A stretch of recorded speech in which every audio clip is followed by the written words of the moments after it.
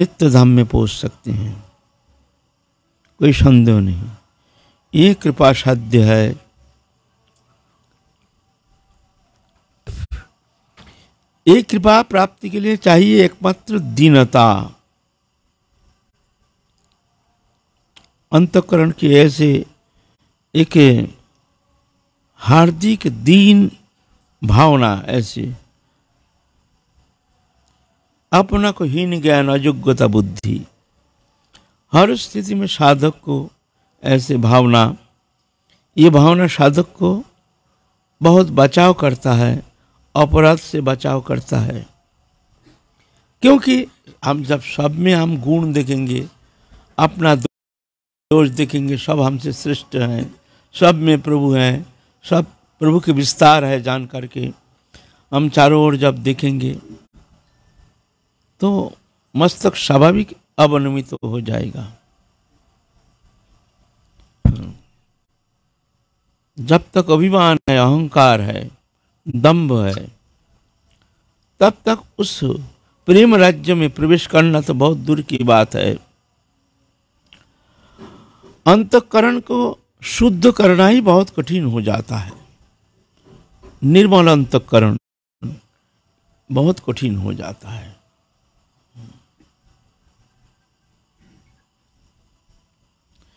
इसलिए शास्त्र कहते अभिमानं सुरापानं गौरवं रौरवं समम प्रतिष्ठा सुकरिविष्ठा त्रयं त्यक्त्या हरिं भजेत। ये तीन को परित्याग करके हरिभजन करने के लिए आना, हरिभजन पीछे करना। पहले ये तीन वस्तु को परित्याग करना। अभिमान, मैं पंडित हूँ, मैं कुलीन हूँ, मैं मानी हूँ, मैं धनी हूँ, ये सब उपाधि। मैं भजनानंदी हूँ, मैं वैष्णव हूँ, मैं शुद्धाचारी हूँ, ये भी अभिमान, ये भी वहाँ इसके प्रवेश नहीं। और राधा रानी तो ये भजन की अभिमान, भक्ति की अभिमान, ये तो बड़ा विघातक है। कोई साधक और कोई प्रकार अभिमान होता है, मैं पंडित हूँ, मैं कुलीन हूँ, मैं मर्यादापूर्ण हूँ, मैं बहुत संभ्रांत हूँ, मैं बहुत समाज में हमारे बहुत प्रतिष्ठा है, इत्यादि अभिमान, ये भी भगवान सहन कर लेते हैं। लेकिन मैं वैष्णव हूँ, मैं शुद्धाचारी हूँ, ठीक है, होना चाहिए, लेकिन ये अभिमान, ये राधा रानी सहन नहीं करते। उसको जरूर उसके लिए बहुत फल चखाते हैं, बहुत उसके लिए बहुत उसको कष्ट सहन करना पड़ता है। यहाँ तो दीनता, विनम्रता। भगवान तो ये देखते नहीं है कौन विद्वान है, कौन ज्ञानी है, कौन पंडित है, ये तो देखते ही नहीं। वो देखते हैं उसके हृदय में क्या है, वहाँ मैं हूँ, बस मैं हूँ तो बस है। भगवान उसको स्वीकार कर लेते हैं। बस तुम हर तरह से सर्वत भाव से मुझ में समर्पित हो जाओ, फिर बाकी हम देख लेंगे। तुम मेरी चिंता करो, हम तुम्हारी चिंता करेंगे। बस तुम्हारी चिंता करने के लिए तुमको चिंता का कोई आवश्यकता नहीं है। तुम मन को हम में लगा दो, मेरी चिंता करो, बाकी हम क्या करना है, क्या नहीं करना है, तुम्हारे लिए क्या प्रयोजन है, क्या प्रयोजन नहीं है, ये हम देख लेंगे। तुम मेरी चिंता करो, हम तुम्हारी चिंता करेंगे। बस ये सबसे सरल उपाय। लेकिन हमको भरोसा नहीं ना, हम लोगों को भरोसा नहीं। थोड़ा सा आपत्ति, विपत्ति, आदि व्याधि, उपाधि, दुख, दीन, दारिद्र्य, अपमान, लांछना आदि वस्तु हानि, ये सब जब हो जाता है, घबरा जाते हैं। तब ये विश्वास करने में बहुत कष्ट होता है, जब प्रभु हमको रक्षा करेंगे। ऐसे हमारे विश्वास टूट जाता है ना। तो भगवान कहते ऐसे नहीं, तुम मन को हम में लगा दो, फिर बाकी हम देख लेंगे क्या करना है क्या नहीं करना है। कौन तो प्रतिजानी न में भक्ता प्रणश्यति, तुम प्रतिज्ञा करके कह सकते हो मेरे शरण में जो आया है वो कभी नष्ट नहीं होता है, चाहे कितने पापाचारी अभिचारी व्यभिचारी कुविचारी क्यों न हो। एक बार मेरे शरण में आ गया तो मैं उसको नष्ट होने नहीं देता हूँ। क्षिप्रंग भवति धर्मात्मा शांति निगच्छति, कौन तो प्रतिजानी न में भक्ता प्रणश्यति। बहुत जल्दी क्षिप्रंग भवति, बहुत जल्दी। कभी कभी देखा जाता है साधक में भजन करते हैं, लेकिन बहुत सारे ऐसे प्रवृत्ति ऐसे कुछ स्वभाव में ऐसे कुछ व्यतिक्रम देखने में आता है जो स्वाभाविक समाज जीवन में उसकी स्वीकृति है नहीं। ऐसे ऐसे विचारधारा भावधारा देखने में कभी कभी आता है। वास्तव में भगवान तो ये सब देखते ही नहीं। ऐसा नहीं कब हम शुद्ध हो जाएंगे, निर्मल होंगे, समस्त पाप मुक्त हो जाएंगे, समस्त संस्कार मुक्त हो जाएंगे, तब जाके हम भगवत शरणागत होंगे, तब प्रभु हमको कृपा करेंगे। ऐसा नहीं, ऐसा होता नहीं, ऐसा होता ही नहीं। जीव निज चेष्टा के द्वारा कभी वो अपने को परिशुद्ध करके राधा रानी के चरण कमल प्राप्त करना निज चेष्टा के द्वारा ऐसे कभी संभव नहीं है। कोई शास्त्र ऐसे स्वीकृति नहीं देते हैं जो साधक निज चेष्टा के द्वारा भगवत प्राप्ति कर सकते हैं। ईश्वर सर्वभूतानां हृदय अर्जुन तिष्ठते, भ्रमयान सर्वभूतानि जंत्र रूढ़ानि माया। माया के द्वारा जीव जगत को भगवान नचा रहे हैं और जीव समझते हैं मैं नच रहा हूं। मैं नच नहीं रहा हूं, मेरे को नचाया जा रहा है। तो क्या करना है? बोलते हैं तमेव शरणं गच्छ सर्वभावेन भारत, तत्प्रसादात् परं शांति स्थानं प्राप्स्यसि शाश्वतम। उनकी कृपा से तुम परम शांति पद प्राप्त करोगे, तुम्हारी चेष्टा के द्वारा नहीं। तुम समर्पित हो जाओ। वहं त्वं सर्व पापे मुक्षयिष्यामि मां शुचि। भगवान इतना तक कहते हैं हम तुमको समस्त पाप से मुक्त कर देंगे, तुम चिंता नहीं करना। तो हम पापी हैं, हम पापी हैं, हम पापी हैं, हम दुराचारी हैं, हम में ये दोष है, ये दोष है। कब निर्दोष कब जीव था और निज चेष्टा के द्वारा कब वो पूर्ण रूप में निर्दोष हो सकता है? जब तक शरीर धर्मी है, शरीर में जब तक आत्मबुद्धि है, तब इस दोष से मुक्त होना संभव नहीं है। रहेगा ही,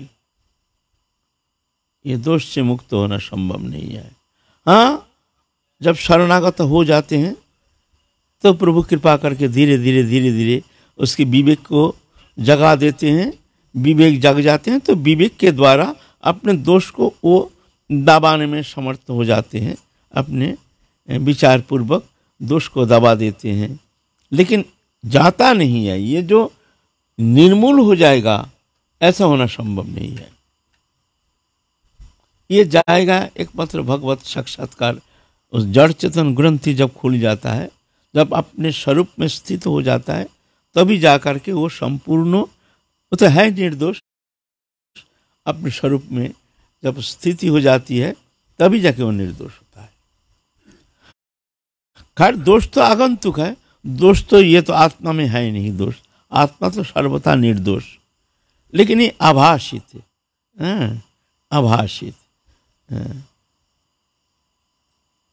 जैसे मान लो भूत पकड़ा है, किसी को भूत पकड़ा है, तो भूत पकड़ने से उसके क्रिया कर्म जो दिखता है सब उल्टा पलटा, एक दिखने में लगता है जो ग्रहग्रस्त, कुछ ऐसे कुछ ऐसे अस्वाभाविक क्रियाकर्मों, विकार, विकृति, कुरुचि ऐसे देखने में आता है। तो देख के समझ जाते हैं जो ये ग्रहग्रस्त है, ये कुछ भूतग्रस्त है, भूत।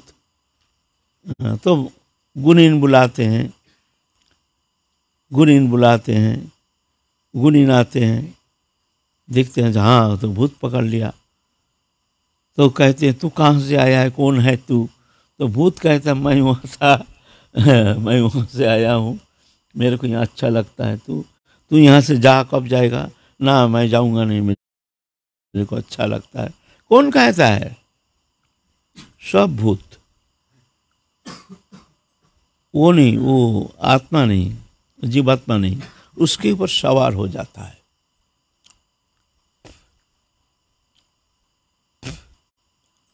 आत्मा नहीं, जीवात्मा नहीं, जीवात्मा के ऊपर सवार हो जाता है। फिर जब गुणीन आकर के बड़ा गुणीन होता है तो बहुत सारे झाड़ फूक करके तो तू जा यहाँ से, तो कैसे जाएगा क्या पता चलेगा? नहीं, ये एक पेड़ का डाली तोड़ के हमारे गुरु भाई, उसके ऊपर एक भूत सवार हो गया था। भूत मैंने उसको बहुत परेशान करता, साधु था, कंधे पे तो चढ़ा नहीं, लेकिन हर समय भूत पीछे उसके घूमता था। और वो साहसी बहुत था, भय पता नहीं था। सोया है, दिखता बगल में सोया है, झोपड़ी में, गिरिराज तराटी में। मार लात देखता कुछ नहीं, मिट्टी में तो लात पड़ गया, वो है नहीं। झोपड़ी में घुसेगा, देखा बगल में ठहरा है, जैसे कोई गाली गालोस ऐसी। भूत के साथ ही रहता, हम लोग कहते भूत बाबा। नाम ही हो गया भूत बाबा। जाता नहीं है, रोता था बहुत जम के। हम गिरिराज तराटी में बाबा के साथ रहते थे। आके बाबा को कहते हैं बाबा ऐसे ऐसे ऐसे ऐसे हैं, हमको बचा लो बाबा, हमको बचा लो। बाबा कहते हैं ठीक है, तू भगवत सप्ताह करा दे। तो भगवत सप्ताह कहाँ, इधर उधर मांग के कुछ सब पैसा कौड़ी इकट्ठा करके गिरिराज तराटी में भगवत सप्ताह करा दिया। एक दिन भगवत सप्ताह हो रहा है, उस समय हम बैठे हैं जंगल में, तो और वो भूत बाबा भी बैठा है। तो बोलते जा, तू जा भाई तू जा, माफ कर दे हमको भाई, बात यू जा। हम देखते हैं वो अकेले अकेला बक रहा है। अरे है हमारा बड़ा भाई। बोले क्या हुआ, तुम ऐसे किससे बात कर रहे हो? तो वो हमारा आधा बांग्ला आधा हिंदी बोलता था। बोलता है तू तो दिखे ना, हम ही तो सब दिखे। क्या दिखे? वो देख ठड़ा है, साला अभी तक ठड़ा है, वो गया नहीं। अभी तक गया नहीं। तू तो दिखता नहीं, हम तो सब दिखे। तो फिर सप्ताह जब हो गया तो वो भूत बाबा हमारे मंदिर का जो दीवार है उसको पूरा तोड़ के चला गया। बाबा कृपा कर, ये तो बाबा कृपा करके, ऐसे तो बहुत कृपा किए हैं बाबा। अपने तो ऐसे महत्वपूर्ण बाबा तो एक दृष्टा पुरुष, ऐसे सर्वसामर्थ्य हैं। तो ऐसा है ना, भूतग्रस्त जब होता है तो उसके क्रियाकर्म जो है उल्टा पलटा हो जाता है। ऐसा ही ये हमारे ऊपर मैंने जीव चैतन्य सत्ता के ऊपर भूत माया रूपी भूत सवार हो गया है। अभी जो कर्म कर रहे हैं ये सब भूत कर रहा है। भूत माने पंच महाभूत शरीर, अग्नि जल आकाश वायु पृथ्वी, 5 भूत। एक भूत सवार होने से मनुष्य का क्या दशा होता है, और 5 भूत सवार हो गया हमारे ऊपर, हमारी दशा क्या होगी बताओ। भूत ही भूत, भौतिक क्रिया है भूत तो अप्रकृतिस्थ, वो स्वाभाविक नहीं, अस्वाभाविक। जानते नहीं है हमको क्या करना चाहिए, उल्टा। ये मायाग्रस्त है ना, ऐसा ही हमारे ऊपर माया रूपी भूत सवार हो गया। जब तक ये भूत रहेगा, माया से ग्रस्त रहेगा। माया माने शरीर, शरीर सर्वप्रधान माया का जड़ है। शरीर में आत्मबुद्धि माया से मायाग्रस्त है। माया कोई बाहरी वस्तु थोड़ी है। इस शरीर में आत्मबुद्धि ही जीव का ये संसार बंधन का, भगवत बहिर्मुखता और ये दृश्यमान वस्तु पदार्थ में आसक्ति का जड़ है। शरीर में आत्मबुद्धि, शरीर मैं हूँ, शरीर मैं हूँ, प्रकृति माने ये सवार हो गया, भूत सवार हो गया, पंच महाभूत आत्मा के ऊपर सवार हो गया। अब शरीर को कहते हैं मैं हूँ मैं हूँ मैं हूँ। वो जो करता है भूत करता है, भूत माने भौतिक क्रिया, पंच महाभूत शरीर के द्वारा करते हैं। प्रकृति क्रियमानानि गुण कर्मणि सर्वश अहंकार विमुरात्मा कर्ता हम इति मन्यते। प्रकृति क्रियमानानि, प्रकृति माने ये शरीर रूपी प्रकृति, ये प्रकृति कर्म करती है, गुण कर्म के द्वारा आवरित होकर इस तरह कर्म संपादित होता है। लेकिन पुरुष निष्क्रिय है, वो अपने को कर्ता मानता है, जो मैं करता हूँ, लेकिन करता हूँ नहीं है।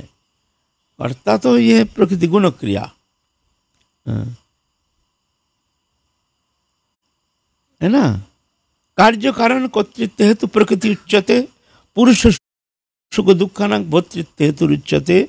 पुरुष ही भुंगते प्रकृति जान गुणान कारणां गुण संकोच्य सदसज्जनि जन्मसु। कार्य और उसके कारण ये प्रकृति है, आत्मा नहीं। और पुरुष सुख दुखानां भोक्तृत्व हेतु उच्यते। और जो कर्म होता है, कर्म का जो शुभ शुभ फल जो हो रहा, वो मान लेता है मैं करता हूँ, लेकिन वो करता नहीं है, लेकिन वो मान लेता है मैं करता हूँ। बस उस कारण वो कर्म का शुभ शुभ भोक्ता मान लेता है, अपने को मानता है मैं भोगता हूँ। शुभ शुभ कर्म या आरोपित होता है उसके ऊपर। पुरुष ही भोगते प्रकृति जान गुणान, पुरुष माने चेतन आत्मा, वो भोग रहा है प्रकृति के गुण समूह, शब्द स्पर्श रूप रस गंध, ये गुण भोक्ता बन गया है। अरे भोक्ता का बनने का कारण कारण गुण संगस्य सद सज्जनी जन्मसु। सद असद जोनि, तिर्जक जोनि, कभी कोई जोनि, नाना प्रकार 84 लाख जोनि में नाना प्रकार शरीर परिवर्तन करके ये इस तरह से घूम रहा है ना। ये खेल नाटक, ये मायाग्रस्त माने भूतग्रस्त हो गया है ना। तो कहते हैं जो ये जो शरीर में जो आत्मबुद्धि इसका जड़ है, इसीलिए कहते हैं अभिमानं सुरापानं गौरवं रौरवं समम प्रतिष्ठा सुकरी विष्ठा त्रयं त्यक्ता हरिं भजित। अभिमान, ये अहंकार, अभिमान ये माया का स्वरूप है, आत्मस्वरूप नहीं है। मैं पंडित, मैं कुलीन, मैं मानी, मैं धनी, मैं ज्ञानी, ये पूरा ही अज्ञानतापूर्ण शब्द है। यहाँ का भक्ति जगत में इसका कोई अनुप्रवेश है नहीं। वहाँ तो मैं राधारणी क्यों, राधारणी मेरी है, बस मेरा परिचय क्या, मैं राधारणी क्यों, राधारणी मेरी है। तो इस तरह से जीवन आदिकाल से भोग रहे हैं। तो महाप्रभु कृपा करके, करुणा करके, करुणा अवतीर्ण कलो, इस कली युग में करुणा करके महाप्रभु आए हैं जीव को वो परम वस्तु राधा कृष्ण जुगल उपासना, जो राधा कृष्ण निवृत्त निकुंज माधुर्य के जो चरम परिणति, वो वस्तु देने के लिए ये महाप्रभु इस कली युग में आए हैं। कृपा पूर्वक करुणा अवतीर्ण कलो, सिर्फ करुणा करके आए हैं, है ना। जीव की इतना सुकृति नहीं है जो वो वस्तु प्राप्त कर सकते हैं। कोई साधन चेष्टा के द्वारा, कोई भजन चेष्टा के द्वारा, कोई त्याग तितिक्षा जप तप आराधना इत्यादि के द्वारा वो वस्तु प्राप्त करना संभव नहीं है। वो तो कृपा साध्य है। नित्य सिद्ध कृष्ण प्रेम साध्य कबु नय, श्रवण आदि शुद्ध चित्ते करय उदय। बोलते श्रवण आदि के द्वारा जब चित्त शुद्धि होती है तो उसमें उदय होते हैं स्वाभाविक। कृपा पूर्वक वो प्रेम प्रकट हो जाते हैं। ये नहीं तुम्हारे साधन का कारण नहीं, तुम्हारे साधन का क्लेश देख करके वो करुणा शक्ति आ करके हृदय में अनुग्रहित करते हैं साधक को, उनके भीतर प्रेम प्रकट हो जाते हैं, है ना। ये तुम्हारे साधन के द्वारा नहीं, है ना। नित्य सिद्ध कृष्ण प्रेम साध्य को न है। साध्य माने साधन के द्वारा जो प्राप्त करते हैं वो कभी संभव नहीं है। श्रवण आदि शुद्ध चित्त करे उदय। श्रवण आदि माने श्रवण कीर्तन शरण मनन आदि जो नवविधा भक्ति अंग हम जाजन करते हैं, नाम जप तप आराधना सत्संग आदि, इसके द्वारा जब चित्त शुद्ध हो जाता है तो जाके कृपा करके अनुग्रहित करने के लिए कृपा पूर्वक हमारे हृदय में आकर के आविर्भूत हो जाते हैं। जिसके हृदय में आविर्भूत हो जाते हैं वो कृतकृत्य हो जाते हैं, है ना। यहाँ अभिमान का कोई स्थान नहीं। तो अभिमानं सुरापानं गौरवं रौरवं समम, और गौरव बुद्धि बोले रौरव नरक के साथ तुलना किया है। और प्रतिष्ठा सुकरी विष्ठा, हमको माने गिने चुने, यह मैं बहुत प्रतिष्ठा संपन्न हूँ, मैं बड़े संत हूँ, मैं बड़ी भजनानंदी हूँ, मैं बड़े विद्वान हूँ, मैं बड़े पंडित हूँ, मैं बड़े वक्ता हूँ, ये सब अभिमान, ये सब अभिमान। प्रतिष्ठा सुकरी विष्ठा त्रयं त्यक्ता हरिं भजेत, ये तीन को त्याग करके फिर हरि भजन करने के लिए आना। पहले इसको त्याग करना। ये प्रेम मार्ग तो ऐसे सबके चरण के नीचे से चलना पड़ेगा, सबके पाम के नीचे से। सब हमसे श्रेष्ठ हैं, सब हमसे श्रेष्ठ हैं। मनुष्यतानि भूतानि प्रणमेत बहुमानयन ईश्वर जीव कलाया प्रविष्टो भगवान इति। मनुष्यतानि, मनुष्य एतानि भूतानि प्रणमेत, मन के द्वारा समस्त जीव जगत को प्रणाम करना। बहुमानयन, बहुत सम्मान के साथ, मन के द्वारा। मन के द्वारा क्यों ना, एक पशु पक्षी है, इनको द्वारा हम पंप पकड़ने से तो ये तो कुछ समझेगा नहीं, और ऐसा होता भी नहीं है। एक कुत्ता है, पशु है, पशु हमारे घर में घुस गया तो उसमें भगवान है जानकर के हम आदर करके घर में बैठा करके हम पशु को, कुत्ता को थोड़ी खाने देंगे, हैं? वह मर्यादा है। तो क्या ना, उसको, वो तो पशु है ना, डंडा दिखाना पड़ेगा, लेकिन भीतर में कोई क्रोध नहीं, हिंसा नहीं, शांत भाव, डंडा दिखाना पड़ेगा। लेकिन भीतर में करुणा, आहा, भीतर शुद्धार्थ है, तो 2 रोटी लेकर के डंडा दिखा करके बाहर लेकर के आदर करके 2 रोटी दे दो। अरे अब तो घर से निकल गया ना, अच्छा अच्छा अच्छा है ना। तो ये है भावना, ये इसको सम्मान कहते हैं। सम्मान माने पाम पकड़ना, सम्मान नहीं। कभी कभी हम लोग सम्मान दिखाते हैं बाहर में, भीतर में सम्मान नहीं है। सम्मान नहीं, ऐसा नहीं है को बाहरी कुछ दिखावा। सम्मान माने उनके प्रति श्रद्धा आदर भाव भीतर में, उसको कहते सम्मान। दिखाना नहीं, दिखाना को दिखावा सम्मान नहीं होता है ना। कभी कभी ऐसे आदमी आता है, कोई समाज में मान्यता प्राप्त हो, हम जानते हैं दुष्ट प्रकृति के है, लेकिन समाज में बहुत मर्यादा है, मान्यता है, आइए आइए आइए, बैठिए बैठिए, आदर करना, सम्मान दिखाना पड़ता है। भीतर में हम तो उनके प्रति हीन भावना, बड़ा दुष्ट है, बड़ा बदमाश है ना। तो इसको सम्मान थोड़ी कहा जाएगा।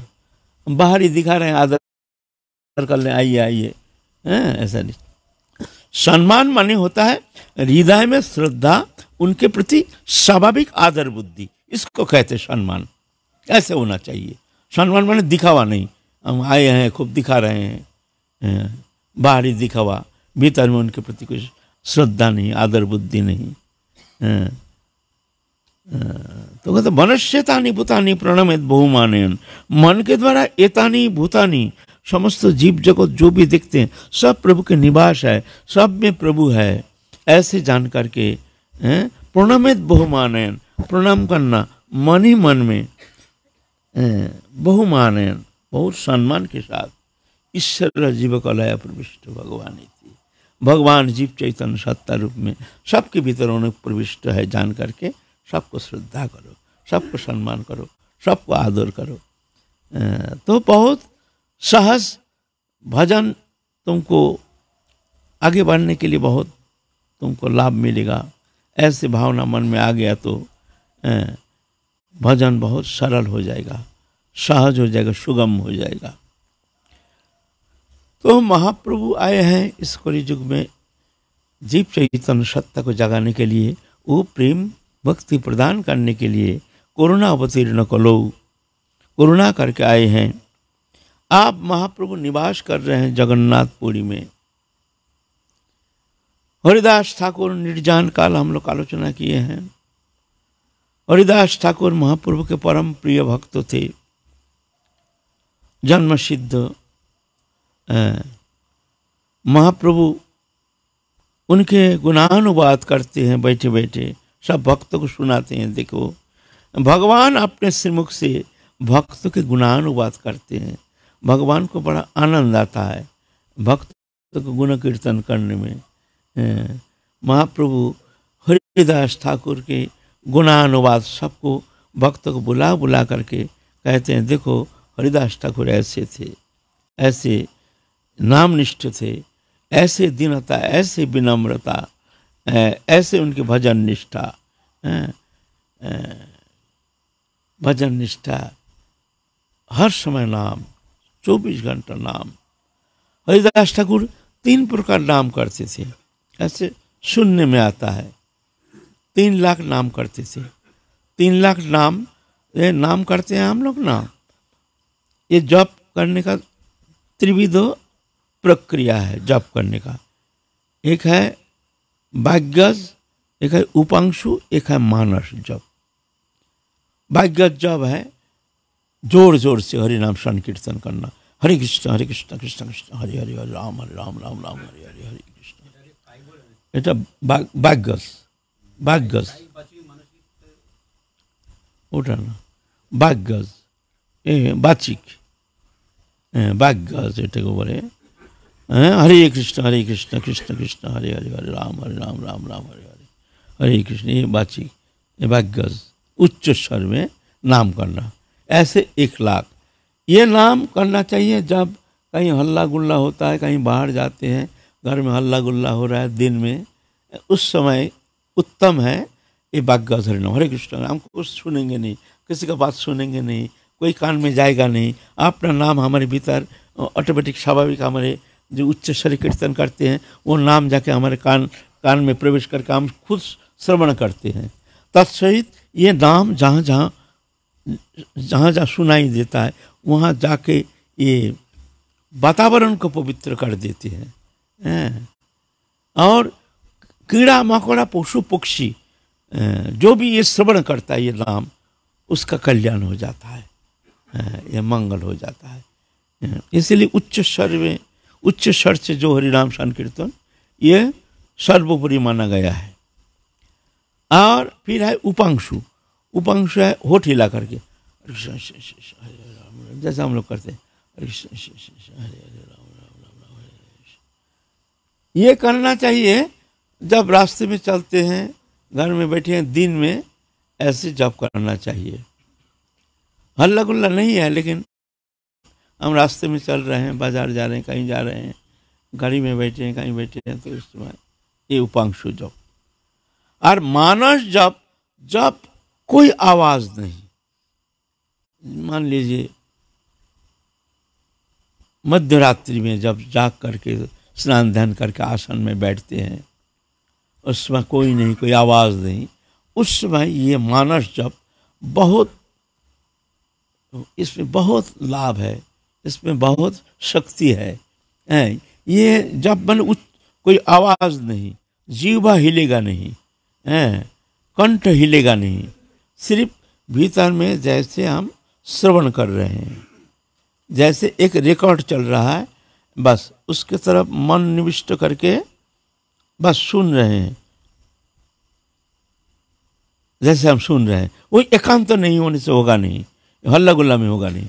ये मानस जब बहुत प्रभावशाली है, चित्त शुद्ध होने के लिए ये मानस जब बहुत प्रभावशाली है।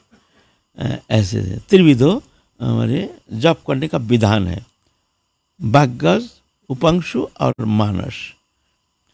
तो हरिदास ठाकुर तीनों संख्यापूर्वक करते थे। वाग्यज 1 लाख करते थे, हरे कृष्ण कृष्ण कृष्ण हरे हरे राम राम राम हरे हरे हरे, ऐसे 1 लाख, उपांश 1 लाख और मानस 1 लाख, ऐसे 3 लाख करते थे। समय बहुत लगता है इसमें, है ना। तो ऐसे नामनिष्ठ थे हरिदास ठाकुर। तो महाप्रभु तो अपने हाथ से हरिदास ठाकुर को समाधि प्रदान किए हैं। सो अपने हाथ से अंक में धारण करके जब हरिदास ठाकुर महाप्रयाण किए हैं तो स्वयं कृष्ण चैतन्य महाप्रभु रोते रोते समस्त भक्त मंडली के साथ कीर्तन करते करते अपने अंक में धारण करके स्वयं महाप्रभु समुद्र के किनारे में जगन्नाथपुरी में रेती को हटा करके वहाँ पर समाधि दिए हैं, सशरीर समाधि, है ना। वो समाधि अभी भी विद्यमान है वहाँ, सब पूजा करते हैं, सब जाते हैं हरिदास ठाकुर समाधि मंदिर। फिर महाप्रभु अपने हाथ से भिक्षा मांग करके भंडारा किए हैं। हमारे हरिदास चले गए हैं, रो रो करके सबसे भिक्षा मांगते हैं, हमको भिक्षा दो। हरिदास ठाकुर चले गए, उनके परलौकिक कर्म के लिए आप लोग भिक्षा दो थोड़ा। इस तरह से महाप्रभु अपने हाथ से भिक्षा करके विशाल भंडारा किए, अपने हाथ से महाप्रभु सबको परिवेशन किए। वहाँ जो आनंद बाजार है, आनंद बाजार से महाप्रसाद लेकर के बनी बनाई मिलते। ज़्यादातर जगन्नाथपुरी में कोई महाप्रसाद का ही भंडारा होता है, वहाँ रसोई कम करते हैं बहुत, और सब पसंद भी करते हैं। जगन्नाथपुरी में जो जाते हैं सब पसंद करते हैं, जो जगन्नाथ महाप्रसाद जो है वही हम प्रसाद ग्रहण करेंगे। तो सभी भक्त जो भी वहाँ भंडारा करते हैं जगन्नाथ के महाप्रसाद के द्वारा, डाली बेसर महुरो बेसर ये सब है, खीर फीर आदि से बड़े सुंदर, बहुत अच्छा लगता है बहुत। ऐसे दाल तो हम लोग दाल भात मज़ा नहीं आता, आनंद नहीं आता है, लेकिन जगन्नाथपुरी के जो डाली और दाल है ना, डाली कहते हैं, डाली और भात जो है ना, इतना आनंद आता है। मतलब 56 भोग क्या सब फेल, मतलब तुम जी भर के खाओ, सिर्फ दाल और बखाया है, जी भर के खाओ, सिर्फ दाल, और उसमें कोई मसाला नहीं, कुछ नहीं, सिर्फ नमक है, लंग मिर्च पिर्च कुछ नहीं है, लेकिन इतना टेस्ट है। खाया है कभी तुम? खाया है? जो खाया नहीं वो दुर्भागा है। वो हम तो जगन्नाथ जब बहुत दिन थे, गुरु जी के साथ भी थे, वही जगन्नाथ के महाप्रसाद। तो इस तरह से वहाँ के जो भंडारा वो जगन्नाथ के महाप्रसाद से ही होता है। ऐसे महाप्रभु बड़े आनंद से धूमधाम से उनकी नित्य क्रिया करके फिर महाप्रभु निवास कर रहे हैं। फिर एक दिन क्या हुआ, उनका ही देश से, माने पूर्वाश्रम जो था बांग्लादेश से, प्रद्युम्न मिश्र नाम के एक उनके ही जानकारी आए हैं महाप्रभु का नाम सुन करके जगन्नाथपुरी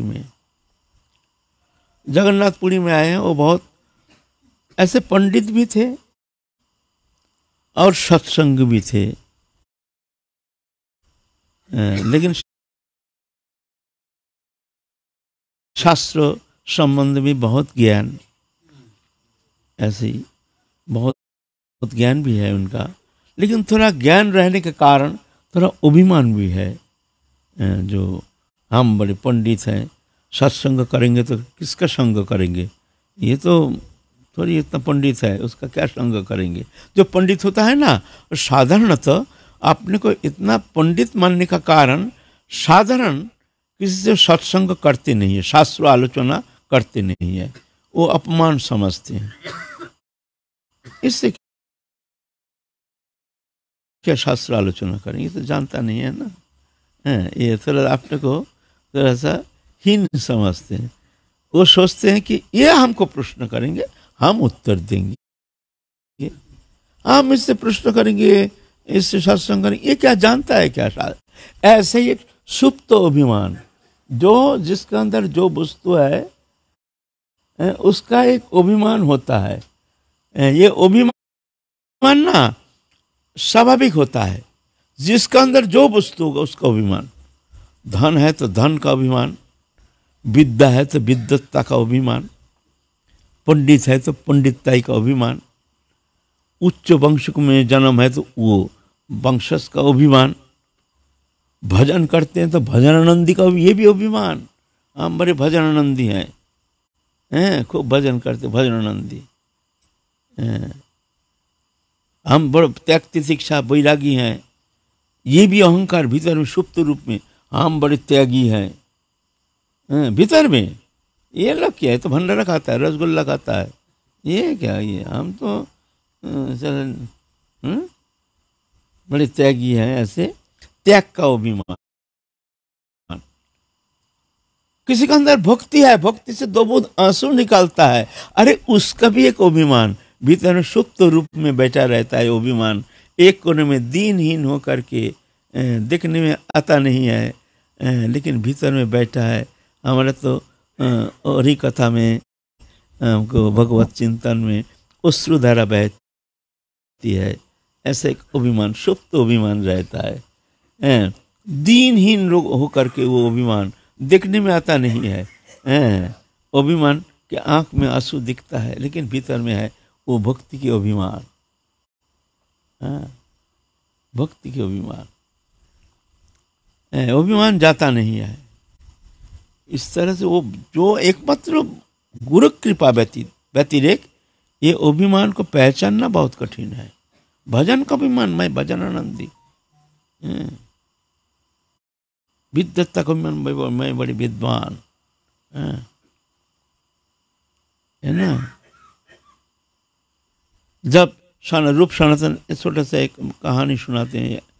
रूप सनातन गोस्वामी रहते हैं टेर कदम में। टेर कदम में इसमें एक सारा भारत के एक बड़े विख्यात पंडित, दिग्विजयी पंडित आए हैं वृंदावन में। बड़े बड़े पंडित के निवास स्थली है, चलो वृंदावन में चलो। वहाँ उस समय पंडितों का एक कक्षा होता था, माने तर्क वितर्क। जो हार जाते थे, जो जीत जाते थे, उसको माला पहनाना पड़ता है, विजय माल्य, इसको कहते हैं विजय माल्य। और बड़े आनंद से, घमंड से, बड़े साजा वाजा लेकर के जाते थे। माने बड़े पंडित है ये, दिग्विजयी पंडित है, बड़े मान्यता प्राप्त। ऐसा ही एक मान्यता प्राप्त सारा भारत घूमते घूमते आए हैं। सुने हैं वृंदावन में बड़े बड़े पंडितों की निवास है। तो यहाँ बड़े पंडित कौन है? तो सब कहते हैं तो भाई वहाँ जंगल में टेढ़ कदम में रहते हैं रूप गोस्वामी, वहाँ जाइए। तो साजा बाजा लेके, ड्रामा साइड ड्राम फाइड्रम ये सब ले करके, सब चेला चीटी ले करके जा रहे हैं। रूप गोस्वामी दिखते हैं, हम जंगल में भजन करते हैं। भाई यहाँ एक उपद्रव कहाँ से आ गया? इतना साजा बाजा लेकर हो ही हुल्लड़ करते करते बाहर देखते हैं जो हाथी में चढ़ करके आए हैं। एक बड़ा में तो साधु जैसे हैं, पूती पाता लेकर के उतरे हैं। रूप गोस्वामी बड़े आदर के साथ और सम्मान के साथ उनको भीतर में बैठा करके बड़े आदर सत्कार के साथ, विनम्रता के साथ कह रहे हैं, आदेश कीजिए, हमारे द्वारा क्या सेवा हो सकती है, हम आपके लिए क्या कर सकते हैं। ना हम सुने आप बड़े पंडित हैं, सब ब्रजवासी कहते हैं जो यहाँ ब्रज में आप जैसे बड़े पंडित और कोई है ही नहीं, इसलिए हम आए हैं जो हमसे कक्षा कीजिए, हमसे तर्क वितर्क कीजिए।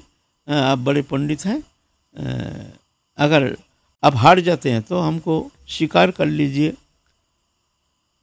तो रूप गोस्वामी कहते हैं ऐसे शब्द आपको किसने कहा? आपको भ्रमित कर दिया, हम एक मूर्ख है, कह दिया बड़े पंडित हैं। आप तो विभ्रांत हो गए हैं, शायद आपको किसी ने विभ्रांत कर दिया। हम ऐसे पंडित है नहीं। हम देखिए ना, यहाँ बैठे हैं माला झोली लेकर के, मूर्ख हैं, कोई विद्वत्ता में है नहीं। किसने कह दिया विद्वान?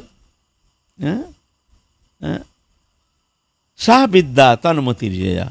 विद्या क्या है? भगवत चरण में मति उत्पन्न होती है, उसको कहते हैं विद्या। यह हमारे आध्यात्मिक शास्त्र में सा विद्या तन मति जया। विद्या क्या है? अगर भगवत चरण में मति उत्पन्न होती है, वो कराते हैं, तो वो उसको विद्या माना जाएगा, नहीं तो बाकी सब अविद्या। तो कहते हैं हमारे तो भगवत चरण में मति नहीं, आप क्या कहते हैं?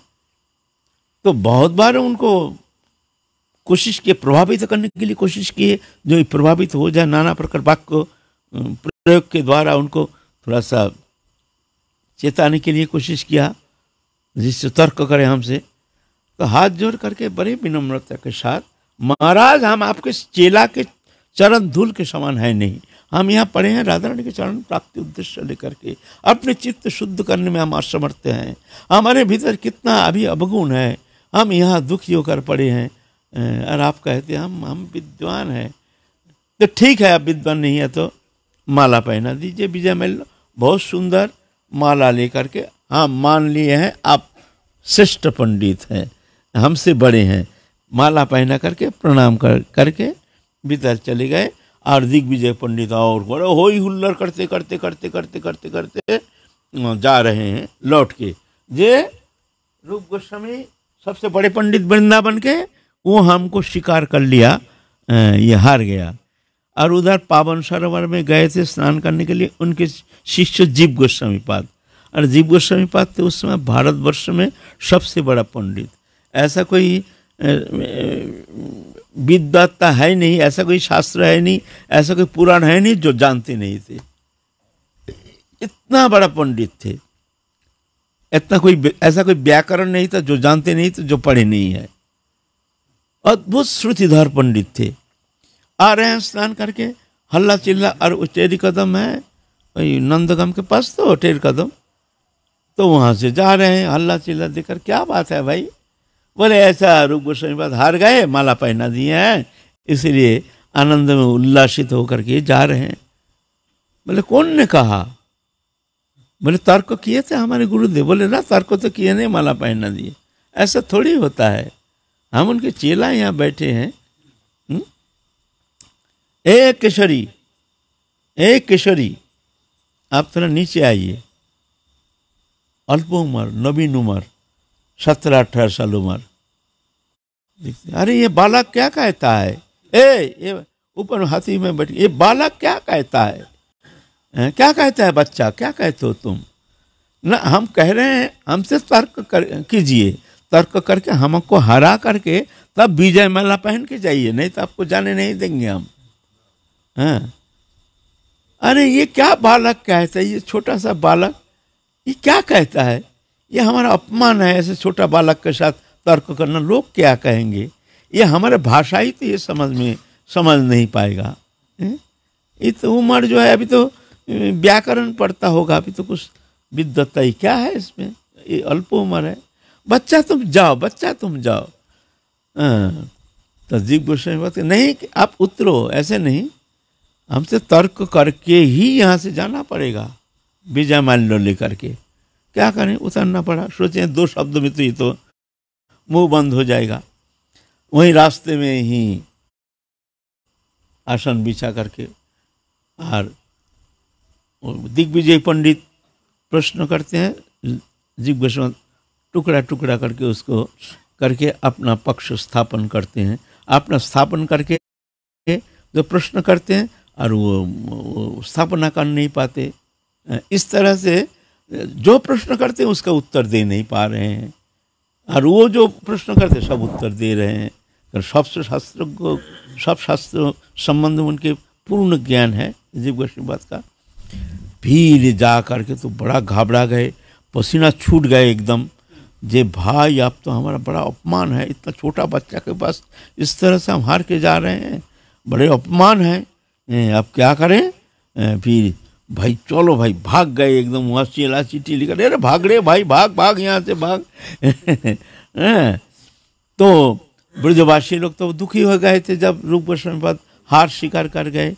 लेकिन आप जीव गोस्वामी पाद जब हरा दिए दिग्विजय पंडित को, तब माला पहना के एकदम सजावट करके फिर जा रहे हैं रूप गोस्वामी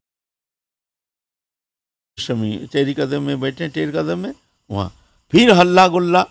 रूप गोस्वामी कहता आज किसका मुख देख के उठे हैं, एक तो हल्ला गुल्ला करके आए हैं, हमारा भजन खराब कर दिया, अब अभी फिर नया हल्ला गुल्ला हो रहा है। भाई क्या बवाल खड़ा हो गया, आज दिन बहुत खराब है, एकांत में आए हैं भजन करने के लिए। देखते हैं अपना चेला जीव गोस्वामी को माला फाला पहना के आ रहे हैं सामने, क्या बात है वैसे? तो ब्रजवासी लोग कहते हैं जो दिग्विजय पंडित उनको हरा दिए आपका चेला। सब ब्रजवासी को बोले जाओ आप लोग सब जाओ। चेला को बुलाया, तुम आज शुचि होके आए नहीं, स्नान करने गए थे ना पवित्र होने के लिए, आज तुम सुखरी विष्ठा प्रतिष्ठा सुखरी विष्ठा सारे शरीर में लेपन करके अपवित्र होकर आए हो। हाँ, प्रतिष्ठा, क्या हम उनको हरा नहीं सकते थे? हम उनसे तर्क नहीं कर सकते थे? हम लोग तर्क करने से हमको क्या लेना देना है? हमको तो भक्ति ही हमारे लिए एकमात्र प्राप्ति के हमारे विषय है। हमको प्रेम चाहिए, जुगल किशोर के चरण में प्रेम चाहिए। ये तर्क भीतर से हमको क्या लेना देना है? तुम आज पवित्र होकर आए नहीं, तुम अपवित्र होकर आए हो, शुक्री विष्ठा लेपन करके आए हो। जाओ, हम तुम्हारा मुंह नहीं देखेंगे, तुम आज से हमको मुंह नहीं दिखाना। तुम साधन करने आए हो, अरे अभी तक प्रतिष्ठा बुद्धि तुम्हारे भीतर ऐसे प्रबल है, तुम क्या हरि भजन करोगे? जाओ यहाँ से, निकल जाओ, कभी हमसे हमारे पास आना नहीं। बहुत रोए, कब हमसे गलती हो गया। फिर जंगल में घूमते हैं, सनातन गोस्वामी आए हैं, आ करके सुने हैं जीव गोस्वामी को त्याग दिया। फिर जीव गोस्वामी के पास गए, क्या हुआ बेटा? बहुत प्रेम करते थे, सभी संत लोग प्रेम करते थे जीव गोस्वामी को। क्यों? उस समय सारा भारत सबसे बड़ा पंडित था जीव गोस्वामी पंडित। हाँ, बोले क्या हुआ? बोलते हैं ऐसे, ताऊ लगते हैं। ताऊ, हम तो अपने प्रतिष्ठा के लिए तो तर्क नहीं किए हैं, हमारे गुरु का मर्यादा, गुरु की मर्यादा रक्षा के लिए हमने तर्क किया, हमने प्रतिष्ठा के लिए तर्क नहीं किया। हमारे गुरु की प्रतिष्ठा नष्ट होता है। गुरु सब कोई जानेंगे हमारे गुरु इस माला पहना दिया है, तो हमारे गुरु के मर्यादा रक्षा के लिए हमने तर्क किया, नहीं तो हमारे प्रतिष्ठा बुद्धि के लिए नहीं, हमको कोई लेना देना नहीं। लेकिन हमारे गुरु तो समझने के लिए कोई तैयार नहीं है, बस रोना शुरू कर दिए। तो रुक जा, मैं जाता हूँ अभी। जा करके गए हैं रूप गोस्वामी के पास। रूप, अच्छा तुम तो भजन करते हो, तुम बताओ साधु के जो सबसे बड़ा गुण क्या है? कौन सा गुण सबसे ज्यादा ही स्पृहणीय, जो संत में ये गुण होना बहुत जरूरी है? ऐसा कौन सा गुण है? बोलता है वो तो क्षमा गुण सबसे बड़ा गुण है। तो बोल दिया, तो जीव को तुमने क्षमा क्यों नहीं किया? जीव को तो तुमने क्षमा नहीं किया। तो दीनता का अभिमान, ये भी अभिमान, तुम जो दीनता दिखाते हो ना, ये दीनता का ये भी अभिमान है। वो तो गुरु मर्यादा के लिए इस तरह से तर्क किया था, तुमको उसको क्षमा नहीं कर पाया। तो बोलो तुम में कितना कमी है, तुम उसका कमी देखते हो, और तुम्हारा कमी कौन दिखेगा? तुम तो क्षमा नहीं कर पाए अभी तक तुम्हारे अंदर क्षमा गुण है ही नहीं। जो एक निर्दोष बालक तुम्हारे शिष्य हैं, सर्वथा क्षमनीय है, अक्षमनीय अपराध किया नहीं है। गुरु मर्यादा रक्षा के लिए तुमको ऐसा करना चाहिए, हम भी ऐसा करेंगे। क्यों? गुरु मर्यादा, वहाँ गुरु प्रतिष्ठा, तुमने तो उसको क्षमा नहीं कर पाया। तो जीवे दया तब परम धर्म, जीवे दया तब कोई। जीव के प्रति जो दया, जीव में जो दया, ये तो सबसे बड़ा धर्म है, क्षमा और दया। तो जीव के प्रति तुम्हारा दया कहाँ? जीव मने उस जीवे दया तब परम धर्म। तो जीवे दया तब कोई, मैंने कहा तुमको जीव के प्रति दया। जीव मने जीव गोस्वामी पाद। तुम्हारे अंदर भी कमी है, कमी को कौन मिटाएगा बताओ? हाँ, वो तो संत तो है ही है। तो चरण पकड़ लिए, भैया हमसे बहुत गलती हो गया, दिमाग गर्म हो गया था, भैया हमको क्षमा कर देना भैया।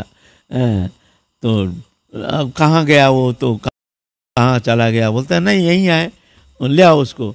वो तो बुला के ले आया, जीव गोस्वामी को ले आया। फिर तीनों आपस में बड़े रोए। बड़ा परम प्रिय। तो वहाँ तो त्याग तो होता नहीं है। ये तो शिक्षा के लिए ऐसा करते हैं। गुरु का कभी त्यागते नहीं है शिष्य को। ये तो उनको शिक्षा देने के लिए कभी कभी ऐसे कठोर शब्द प्रयोग, कठोर व्यवहार ये करते हैं। कभी कभी शिष्य ये समझ नहीं पाते हैं। इस तरह से तो क्षमा गुण ये सबसे बड़ा गुण है ना। तो अभिमान बड़ा खतरनाक चीज़ है। अभिमान जब तक रहता है तब तक जाकर के भक्ति मार्ग में उनका अनुप्रवेश होना संभव नहीं है। ऐसे प्रद्युम्न मिश्र तो भक्त तो थे, विद्वान भी थे, पंडित भी थे, आए हैं महाप्रभु के पास डायरेक्ट आदर सम्मान किए हैं। बताइए क्या सेवा कर सकते हैं? तो प्रद्युम्न मिश्र कहते हैं जो आपसे सत्संग करने के लिए आए। तो महाप्रभु समझ गए इनके अंदर थोड़ा घमंड है, बहुत घमंड है। बोलते सत्संग हम क्या जानते हैं, हम ही तो सत्संग करते हैं जो हमारे रामानंद है, स्वरूप दामोदर, इनसे इनके पास जाकर के हम सत्संग करने के लिए जाते। हमको उतना ज्ञान नहीं है, हम में उतना भक्ति नहीं है, हम में उतना अनुप्रवेश नहीं है जितना कि ये सब भक्त में है। आप कृपा करके एक बार राय रामानंद के पास जा करके आप इस तरह से उनके पास सत्संग करके आइए। हम भी जाते हैं उनके पास, हम में भी उतना गुण है नहीं, उतना प्रेम भक्ति है नहीं, उतना ज्ञान है नहीं जितना राय रामानंद में है। तो सुन करके तो अच्छा नहीं लगा जो महाप्रभु कहते हैं। फिर भी गए हैं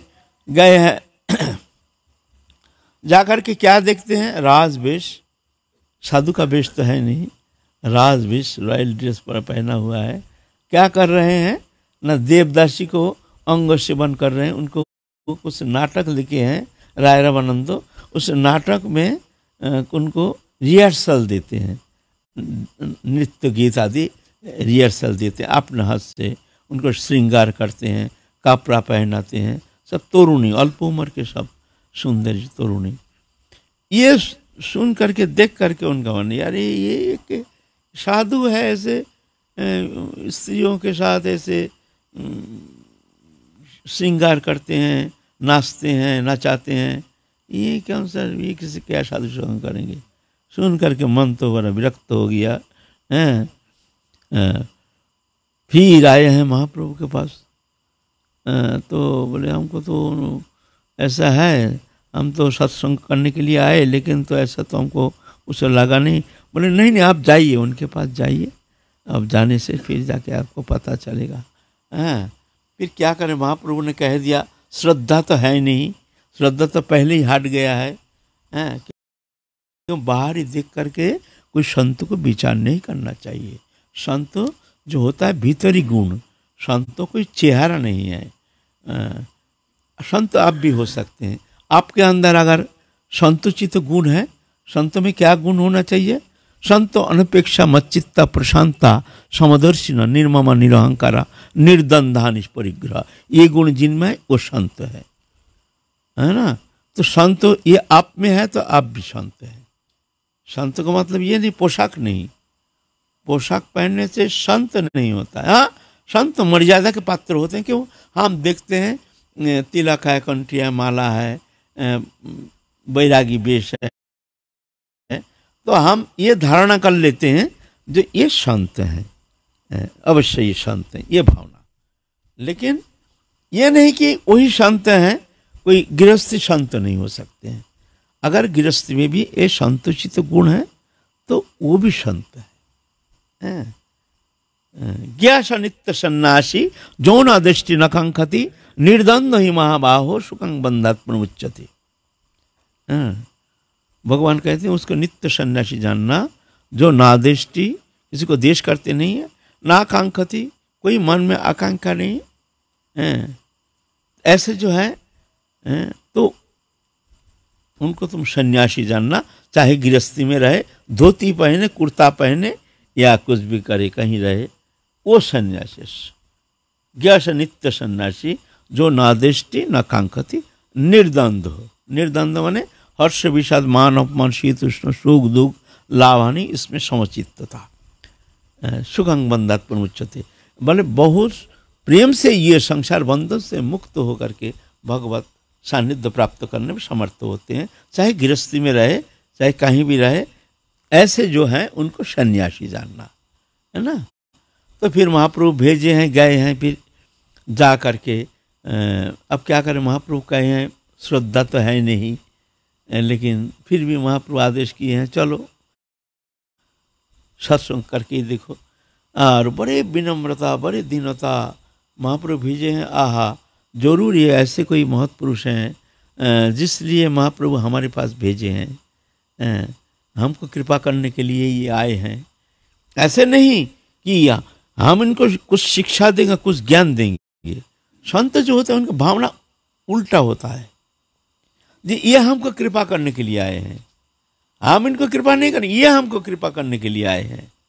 हमारे यहाँ सौभाग्य है, ये सत्संग की बहाना से ये भी संत है, नहीं तो सत्संग करने क्यों आएंगे। जब आए हैं इनके मन में सद्भावना, भगवान के प्रति प्रीति है, तब ना तो आए हैं ना, तो मतलब ये संत हैं, तो ये हमको कृपा करने के लिए आए, ये भावना, ना कि हम बड़े ज्ञानी हैं, हमारे द्वार पर आए हैं, हम इनको कुछ शिक्षा देंगे। संत में ऐसा होता नहीं है। संत देखते ये हमको कृपा करने के लिए आए है। जो बड़े हैं, महान हैं, ज्ञानी हैं, अनुभवी हैं, लेकिन फिर भी ये विनम्रता, ये दीनता, ये संत का अलंकार है, भूषण है। वो ऐसा नहीं देखते हैं हमारे द्वार पर आए हैं हमको सत्संग करने के लिए, ये हमारे कृपा के पात्र, अच्छा अच्छा बैठिए बैठिए बैठिए, आप प्रश्न करते हैं, हम उपदेश दे रहे हैं, ऐसा नहीं। वो जानते हैं हमको कृपा करने के लिए आए। इस तरह से बहुत विनम्रता के साथ, बहुत आदर करके बैठे।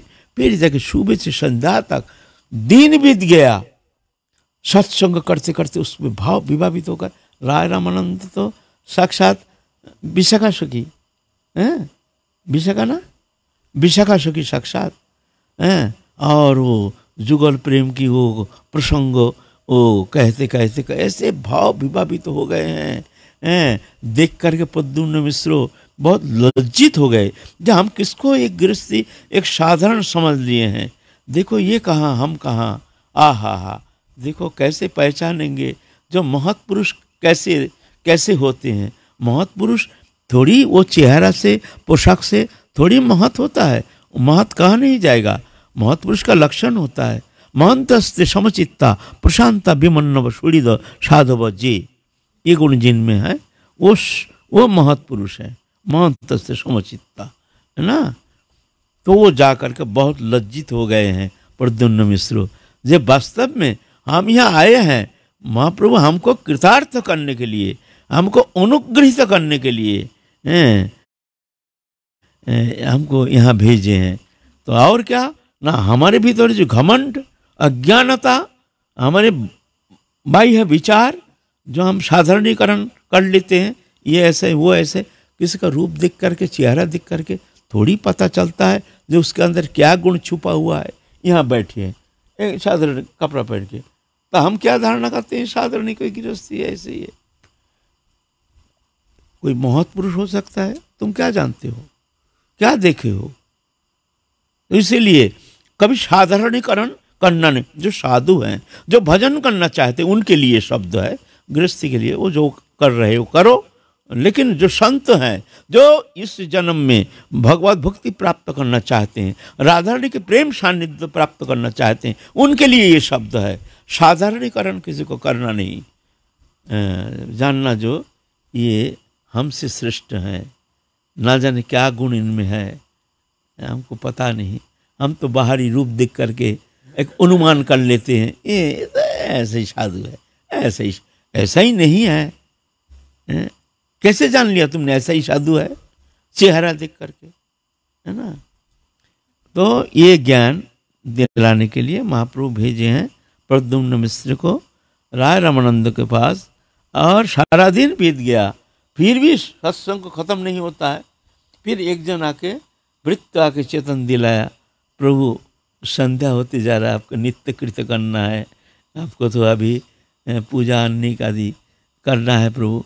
तब बाह्य दशा प्राप्त हुए हैं राय रामानंदो, क्षमा याचना कर रहे हैं, क्या करें, अब आपने नित्य कृत्य हैं, इसीलिए फिर आइए, फिर आपके संग से हमको कुछ कल्याण होगा, जरूर होगा, आप कृपा करने के लिए आए हैं, ऐसे ही हमको फिर आइए, हमको कृपा करके जाइए, अवश्य आइए। फिर ऐसे फिर आके उपद्युम्न मिश्र महाप्रभु को बहुत दंडवत प्रणाम किए, क्षमा याचना किए, प्रभु हमारे ऐसे हीन भावना आ गया था उनके बाहरी विचार देख करके, लेकिन ये बहुत हमको अद्भुत एक शिक्षा प्रदान किए हैं, हमारे भ्रम दूर हो गया। किसी को साधारणीकरण कभी करना नहीं, सब में भगवत सत्ता है, सब में भगवान है, ऐसा थोड़ी है हम में भगवान है तुम में भगवान नहीं है, सब में प्रभु हैं। ना जाने किस में क्या गुण दिए हैं, ऐसे ऐसे मनुष्य में ऐसे ऐसे महती गुण है तो चिंता के अगम्य है, बाहर दिख कोई पहचान नहीं होगा, ऐसे ऐसे महती गुण है ना। जो संत होते हैं वो गुणानुसंधान करते हैं दूसरा का, इसके अंदर क्या गुण है इसको, और हम जैसे साधक जो है कनिष्ठ अधिकारी वो दोषानुसंधान करते हैं, इसकी ये दोष, इसकी ये तो ऐसा है, ये तो ऐसा है, ये तो गृहस्थी है, लेकिन ऐसा नहीं है। अपना को हीन ज्ञान अयोग्यता बुद्धि, इसी में ही प्रेम, इसी में सर्वसिद्धि। एक पगला जैसे एक बच्चा है यहाँ, छोटा सा भोजू भोजू कहते हैं ना, उसको तुम अमृत दे दो, खाएगा नहीं, सीधा लेके अपने मैया का हाथ में दे देंगे। छोटा सा पगला जैसे, देखो भोजू, छोटा सा बच्चा, बिस्कुट दो, टॉफी दो, कुछ दो, खाने का दो, अमृत दो, खा नहीं सकता है, सीधा लेगा, लेकर के अपने मैया का हाथ में देगा। हमने देखा है। तो बोलो क्या विचार करे, पागल जैसे, पागल यहाँ घूमता है, यहीं घूमता है, उल्टा पैंट पहनता है, उल्टा जामा कुर्ता पहनता है, आधा कुर्ता पहना, आधा तो यहाँ से खुला हुआ है ऐसे पागल सा। ये भी कितना बार कपड़ा खरीद के दिया है, नंगा ही रहता है, लेकिन देखो क्या महती गुण। एक दिन हम आ रहे हैं, वही सीजी मंदिर में जो छप्पा लगाता है ना, छप्पा लगाता है तो अच्छा कमाई होता है, किसी को 200 रुपया, 300 रुपया, 400, 500 ऐसा कमाता है ना। तो 2 लाली है ऊपर में, तो एक लाली हमारे आगे आगे चल रही है, वो जो कमाई है ना, हम देख रहे हैं, भिखारी बैठे हैं, सबको 10-10 रुपया दे करके छुट्टी करके चले गए, हम देखते रह गए, ऐसे रुपया निकल रहे, जो पाया है ना, छप्पा मोहर लगा करके जो पैसा पाया है ना, भिखारी को इसको 10 रुपया, उसको 20 रुपया, उसके जा रहे हैं, देते देते जा रहे हैं। बोलो छोटी एक लाली छोटी सी, क्या बोलोगे? उस दिन से हमारा इतना श्रद्धा हो गया, जब भाई किसके अंदर क्या महती गुण है, ये गुण तो हम में है नहीं, हम तो किसी को खिला ही नहीं सकते, घर में रहती हुई भी, एक मिठाई रहती हुई भी हम दिल खोल के दे नहीं सकते।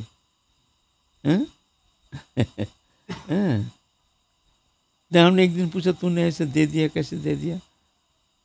बोलता है हमको भी राधा रानी देते हैं हमको भी राधा रानी देते हैं।